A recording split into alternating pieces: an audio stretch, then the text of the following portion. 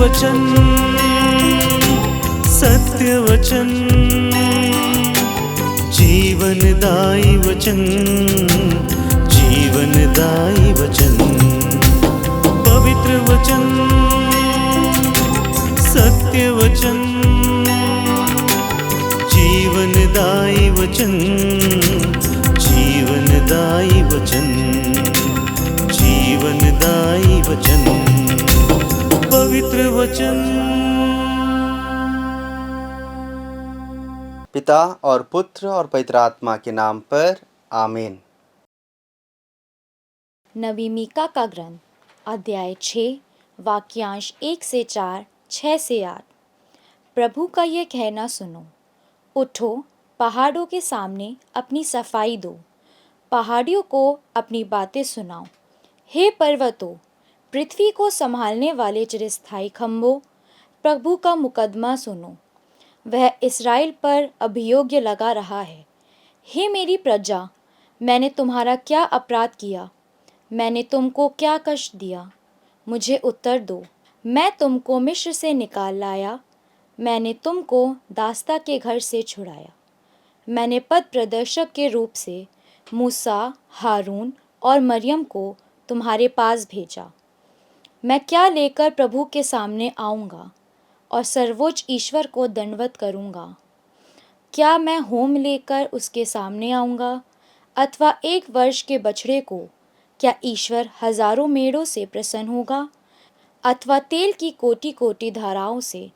क्या मैं अपना अपराध के प्रायश्चित स्वरूप अपने पहलौठों को, अपने पाप के बदले में अपने शरीर के फल को अर्पित करूँगा? हे मनुष्यों, तुमको बताया गया है कि उचित क्या है और प्रभु तुमसे क्या चाहता है। यह इतना है कि न्यायपूर्वक व्यवहार, कोमल भक्ति और ईश्वर के सामने विनयपूर्वक आचरण। प्रभु की वाणी। ईश्वर को धन्यवाद। पिता और पुत्र और पवित्र आत्मा के नाम पर आमीन। संतमती के अनुसार पवित्र सुसमाचार अध्याय 12 वचन संख्या 38 से 42 तक। कुछ शास्त्री और फरीसी यीशु से बोले, गुरु, हम आपके द्वारा प्रस्तुत कोई चिन्ह देखना चाहते हैं। यीशु ने उन्हें उत्तर दिया, यह दुष्ट और विधर्मी पीढ़ी एक चिन्ह मांगती है, परंतु नबी योनस के चिन्ह को छोड़कर इसे और कोई चिन्ह नहीं दिया जाएगा।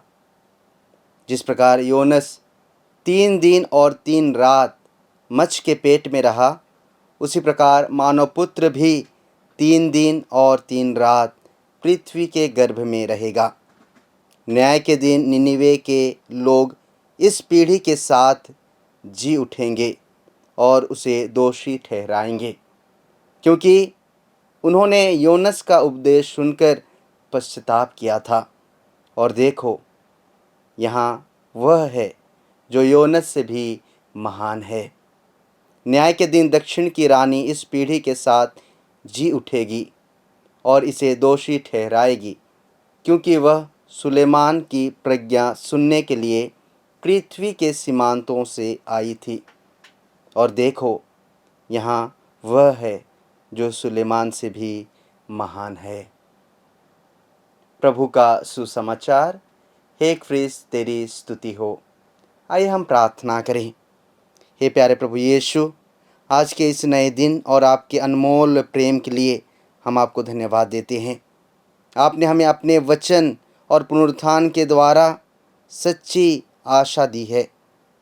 हमें केवल चिन्हों और चमत्कारों की खोज करने वाला नहीं, बल्कि विश्वास और पश्चाताप का जीवन जीने वाला बनाइए। हमारे हृदय को बदल दीजिए, ताकि आज का प्रत्येक कार्य आपकी इच्छा के अनुसार कर सकें। पवित्र आत्मा हम सबों को प्रेरित करे। माँ मरिया हम सबों के लिए निरंतर प्रार्थना करती रहे। आमीन। पवित्र वचन,